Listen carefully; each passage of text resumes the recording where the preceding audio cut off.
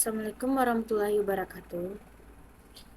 Perkenalkan, nama saya Lara Satika dengan NIM 2306019, kelas MIK 3A dengan mata kuliah APSI. Baiklah, saya di sini akan menjelaskan tugas dari Bapak Isan, yaitu yang berjudul 3 permasalahan rekam medis beserta penjelasan dan penyelesaiannya menggunakan teknologi. Baik, yang pertama,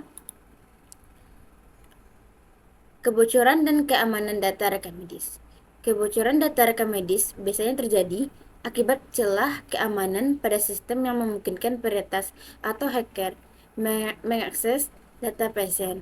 Kebocoran ini dapat terjadi baik pada rekam medis elektronik maupun rekam medis tradisional atau kertas.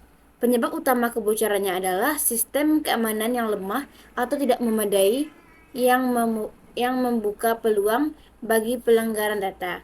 Berikut cara penyelesaian dengan menggunakan teknologi meliputi: pertama, ada enskripsi, yaitu data saat disimpan dan saat dikirim agar data tidak mudah dibaca saat disusupi. Poin yang kedua, verifikasi, dua langkah atau autentikasi berlapis untuk mencegah akses tidak sah. Poin ketiga, penggunaan VPN untuk akses data hanya dari lingkungan yang aman. Yang keempat, pengaturan hak akses ketat untuk penggunaan sehingga hanya yang berwenang yang dapat mengakses atau mengubah data. Poin kelima, implementasi enskripsi data end-to-end untuk proteksi data pasien. Permasalahan yang keduanya adalah proses manual yang lambat dan tidak efisien, yaitu proses manual dalam pengolahan rekam medis tradisional yang berbasis kertas cenderung lambat dan tidak efisien karena memerlukan waktu yang lama untuk pencarian data, pemutahiran, serta penyimpanan dan pengolahan dokumen yang rawan kehilangan atau kerusakan. Solusi dari permasalahan tersebut yaitu yang pertama, adanya sistem rekam medis elektronik atau RME yang bisa mengganti dokumen berbasis kertas, memungkinkan pencarian data secara cepat dan pengolahan data lebih terorganisir. Poin yang kedua, automatisasi dan pengindeksan data yang mempercepat proses penginputan, pencarian, serta pembaruan data pasien. Poin ketiga, penggunaan teknologi keamanan data seperti enskripsi dan sistem autentikasi multifaktor untuk melindungi data dari akses tidak sah dan dari pencurian data. Poin keempat, digitalisasi rekam medis agar dapat cepat diakses dan dikelola. Selanjutnya, permasalahan poin ketiga yaitu human error dan kualitas data yang rendah.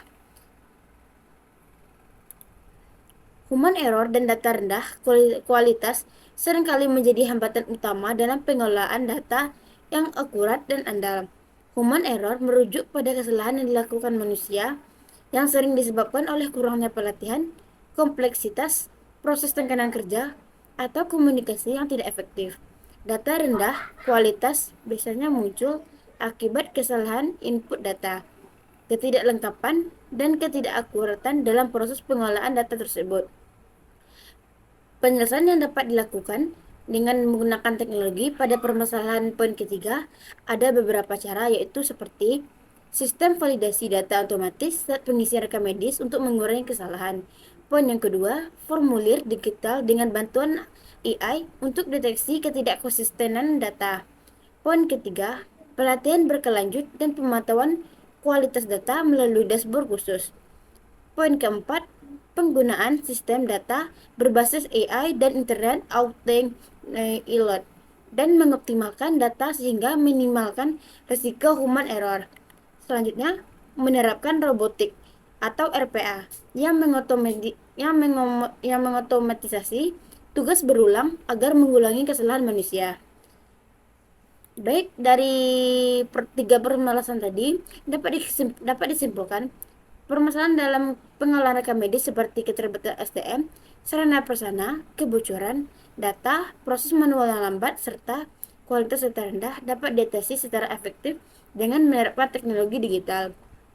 Hal ini transformasi menunjukkan sistem rekam medis elektronik atau RME yang terintegrasi dengan keamanan data berlapis, Otomatisasi proses melalui AI, digitalisasi ke dokumen, dan penggunaan cloud computing menjadi kunci untuk meningkatkan efisiensi, keamanan, dan akurasi layanan kesehatan. Seperti implementasi teknologi ini juga membantu pemenuhan regulasi, mempercepat layanan medis, dan mempermudah analisis data pasien sehingga layanan kesehatan menjadi lebih berkualitas dan responsif terhadap keuntungan zaman digital. Baik, itulah yang dapat saya sampaikan. Kalau ada salahnya, saya mohon maaf. Assalamualaikum warahmatullahi wabarakatuh.